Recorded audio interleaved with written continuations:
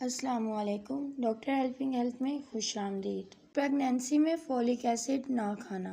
جب آپ کو پریگنینسی ہوتی ہے تو پہلے 3 مہینے کے اندر جو اسپائنل کارڈ کی پیدائش ہو رہی ہوتی ہے، جس کو حرام مغز بھی کہتے ہیں، سر کی بھی پیدائش ہو رہی ہوتی ہے، تو اس کے لیے فولک ایسڈ بہت زیادہ ضروری ہوتی ہے۔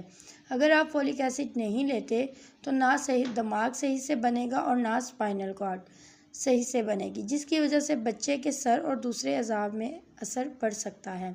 جب پریگنینسی سے پہلے کسی اچھے گائناکالوجسٹ سے ملتے ہیں تو آپ کو پریگنینسی سے 3 ماہ پہلے فولک ایسڈ دے دیتے ہیں تاکہ آپ کی باڈی میں فولک ایسڈ لیول ہائی رہے۔ اس لیے یہ چھوٹی سی لاپرواہی آپ کے بچے کی پوری زندگی تباہ کر سکتی ہے۔ نہ اس کا سر ٹھیک سے بنے گا اور نہ اس کا دماغ ٹھیک ہوگا، اور حرام مغز صحیح سے بنے گا تو روزانہ ایک گولی 3 مہینے کے لیے بہت ضروری ہوتی ہے، کیونکہ نہ کھانے سے آپ کی نیورل ٹیوبز افیکٹ ہو سکتی ہیں۔ اس بات کا تمام حاملہ عورتوں کو خیال رکھنا چاہیے تاکہ آپ کا بچہ صحت مند پیدا ہو سکے۔ شکریہ۔